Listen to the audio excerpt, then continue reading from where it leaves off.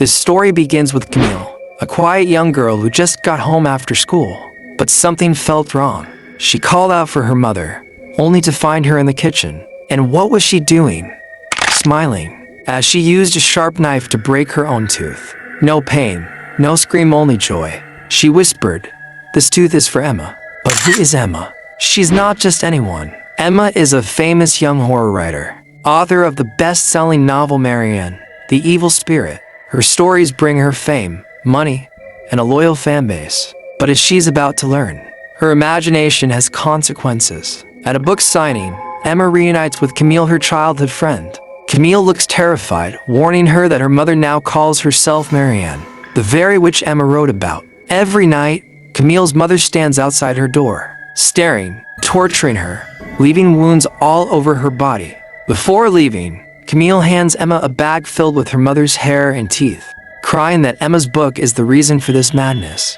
Emma brushes it off until night falls. In her sleep, she dreams of Camille's mother crawling out from under her bed, whispering, "Come home, Emma. I want to see you again." Emma wakes up screaming, but the nightmare has only just begun. The next day, Camille corners Emma again, this time with an even darker warning. If Emma doesn't return to her hometown, Marianne will kill Emma's parents. And before Emma can react, Camille leaps to her death. Shaken, horrified, and convinced her parents were in danger, Emma had no choice. She packed her things and began the long drive back to her hometown, bringing her loyal assistant along. Hours later, they arrived at a small, isolated coastal town. The sea stretched endlessly, but the place felt lifeless, trapped in shadows of the past. Emma hadn't been back in years. Her first encounter was with the town priest, who stood outside the church with his barking dog. He coldly told Emma to leave, insisting she wasn't welcome here anymore. But Emma pressed on. She needed to know the truth. Together with her assistant, she went straight to Camille's house to deliver the tragic news. Strangely, Camille's mother showed no grief at all. Instead, she smiled, inviting them inside for tea. The house reeked of decay, its rooms in disarray, the air thick with dread. As they sat, the woman questioned Emma about Marianne from her novel. Emma insisted she was done writing, that the story was finished. But at those words, Camille's mother snapped. Her face twisted with rage as she screamed that Emma must continue the book, or else her loved ones would pay the price. Terrified, Emma fled the house with her assistant, heading straight for her parents' home. When they arrived, they were greeted by a gruesome sight, a blood-stained cloth bag hanging from the door. Inside, her parents welcomed her warmly, overjoyed that their daughter had returned. Yet Emma felt nothing but unease. She hadn't been close to them in years, and though she planned to stay only one night, deep down, she feared she was already trapped. That night, terror struck again. The assistant excused herself, heading to the bathroom. As she sat quietly, the silence was broken by a sudden knock at the door. The sound echoed unnaturally in the still house. Her heartbeat quickened. Slowly, she pushed the door open and stepped out, her eyes scanning the hallway. Out of nowhere, Emma's father lunged forward, grabbing her with an unnatural grip. His face was twisted like he wasn't himself.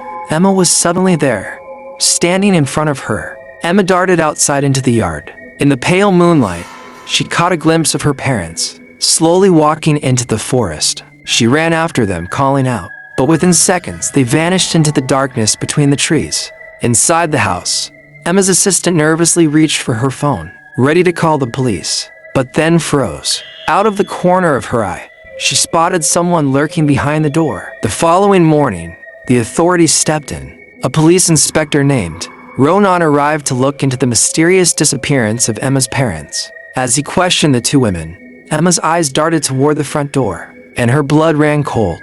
Hanging there was a familiar cloth bag, the exact same bag she had already taken down yesterday. How was it back?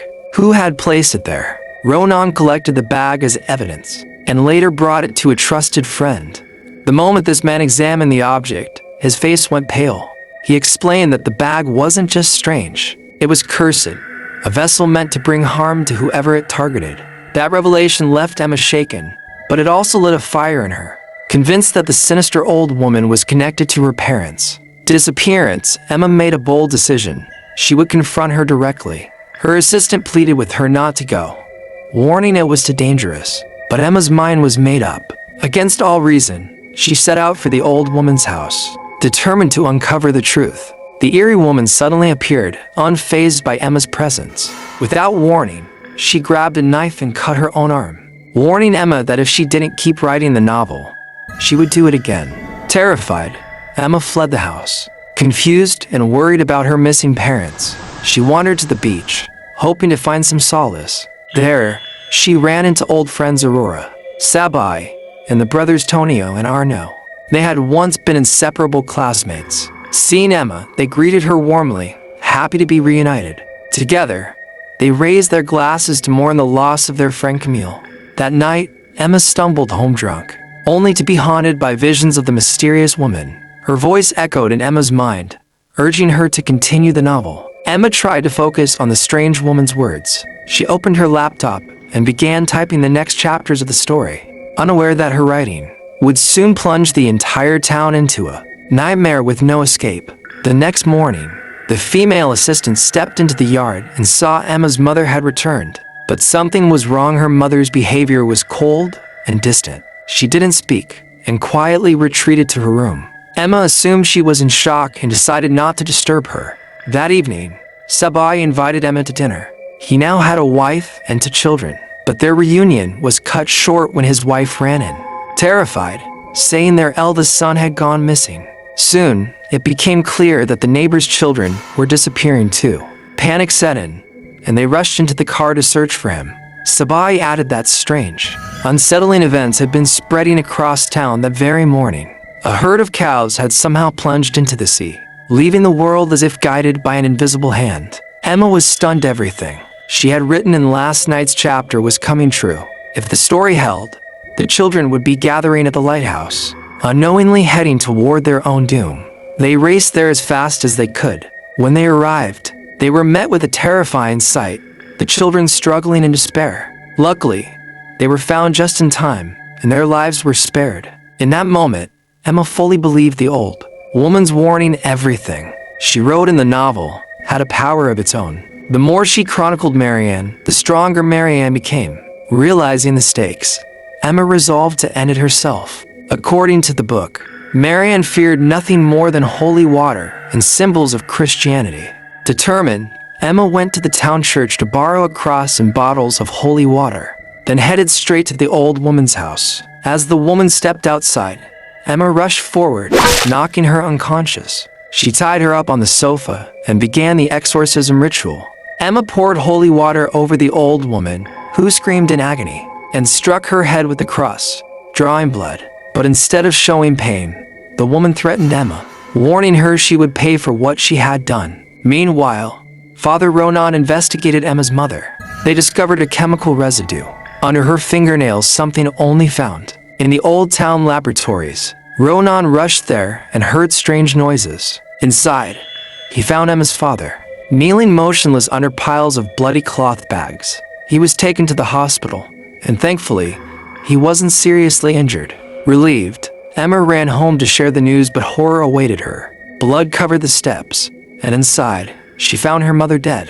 The culprit was the strange old woman, who laughed wildly with delight. Furious, Emma lunged to strangle her, but the female assistant intervened. Emma looked back and saw the old woman had stopped breathing. As the assistant tried first aid, the woman's face suddenly morphed into the witch Marianne, sending her tumbling down the stairs in shock. White smoke poured from her mouth. By the next day, the old woman was arrested for murder, her eyes strangely blind. When she regained consciousness, she claimed she had been possessed by Marianne, forced to commit the terrible acts. Marianne, she warned, would never leave without results, and the witch had taken her eyes as payment. Now, Marianne had possessed someone new. Emma knew she had to stop the witch before it was too late, but with her mother gone, and her father, and the female assistant unconscious in the hospital, she felt completely helpless. Her friends tried to comfort and encourage her, but despair weighed heavily on her. Meanwhile, Inspector Ronan searched the old woman's house. They broke into a secret room and found her husband lying motionless, covered in wounds, surrounded by bloody cloth bags and strange symbols. Ronan's friend recognized the markings. They belonged to Belith, one of Solomon's 85 demon kings, ruthless and cruel. His friend warned him to drop the case, but Ronan refused. Research revealed Marianne had lived in the Middle Ages, a life full of tragedy. Her parents and children all died. In desperation, she married Belith for power. Villagers discovered her and hanged her. But before dying, she swore to haunt their descendants forever. That night, strange events returned to the town. Arnaud, working alone at the port, heard a sudden, chilling noise behind him, proof that Marianne's curse had begun again. Arnaud looked around but saw no one. Then suddenly a demon lunged at him. Meanwhile, Aurora was alone in her room when she heard a noise under the bed. Fearfully, she looked down and saw her younger sister, who had died years ago. The ghost whispered that all the strange events in town were Emma's fault. Suddenly, a hand pressed on Aurora's head, sending her into a panic. At the same time, Sabai's wife had just given birth to a baby boy. But when they checked the waiting room, the baby was gone. In the cradle was only a cloth bag filled with strange hera, chilling sign that Marianne had returned, explaining the bizarre happenings Emma's friends had been facing. Let's go back several years. Emma was still in high school and inseparable from her friends.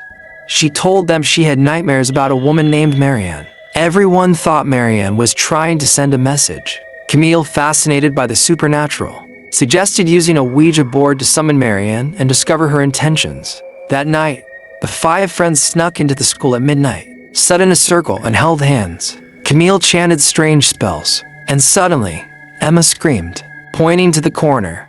Marianne was there. No one else could see her, but in an instant, the witch appeared next to Emma.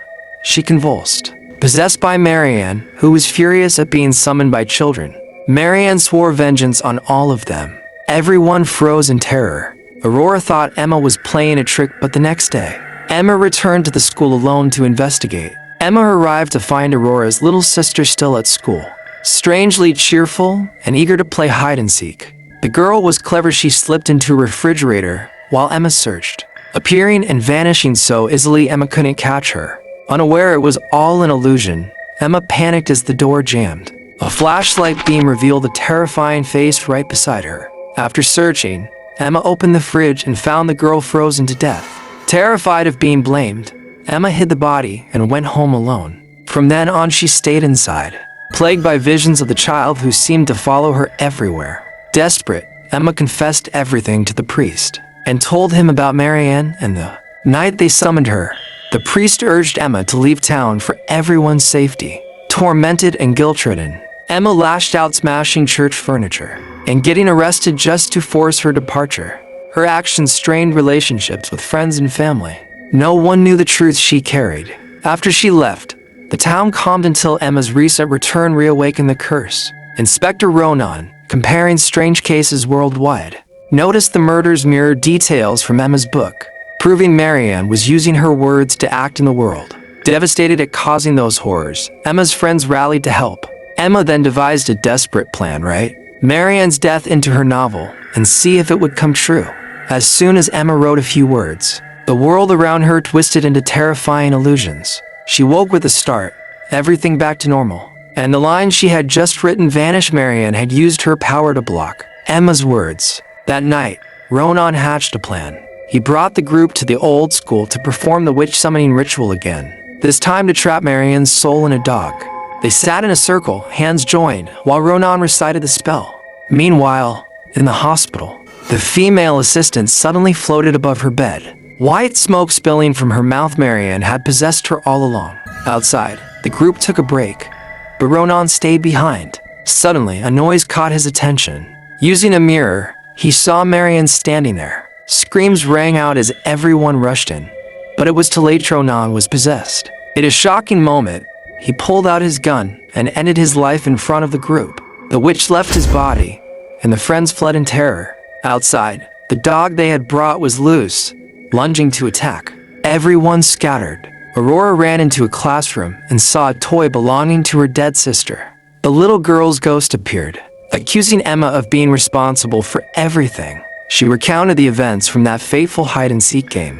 On the beach, Tonio got lost and found Arnaud, who had vanished days ago.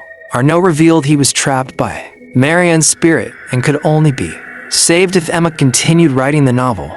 All eyes turned to Emma. When Emma met Aurora again, she confessed her past sins, but Aurora refused to forgive her. Tonio pointed a gun at Emma, forcing her to write. Yet Emma stood firm. "I will not let the witch win," she declared. "I'll find another way to defeat her." Tonio lowered his gun, impressed by her resolve, but suddenly, he was lifted into the air by an unseen force and disappeared. When he came to, he was on the lighthouse, facing Arno's body. Before relief could set in, he realized the truth: Arno had been murdered, and now Tonio was the witch's next target. By morning, only 3 people had returned to town, unaware that Marianne was still hiding in one of them. Exhausted, Emma went home and fell asleep, but a sudden noise downstairs stirred her. It was the priest. The moment he saw Emma, he pointed across at her. Emma tried to resist but was struck across the face, bleeding. Confused, she grabbed a gun, ready to defend herself. The priest explained that Marianne had possessed her. Suddenly, the witch fully took control of Emma's body. She shot and severely wounded the priest, then stepped into the yard.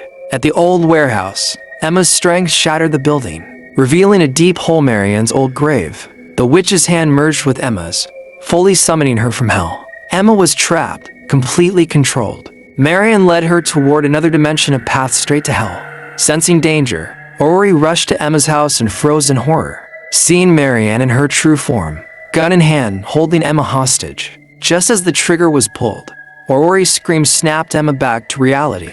The bullet missed, and Emma narrowly escaped. Marianne vanished, but the true hero was the priest. Despite his injuries, he crawled to Marianne's grave and poured gasoline over it. Marianne tried to stop him, pulling him into the hole and scaring him with illusions. Knowing he couldn't survive, the priest sacrificed himself, igniting the grave and ending Marianne's curse in a blazing fire. Days later, Emma awoke in the hospital. Ori stayed by her side, forgiving her past mistakes, and their friendship was restored. Sebai found his missing child, and Emma's father and the female assistant returned to normal. Peace had finally returned. Thank you for watching. Don't forget to subscribe to our channel, CINEVOICE, and stay tuned for more movie recaps.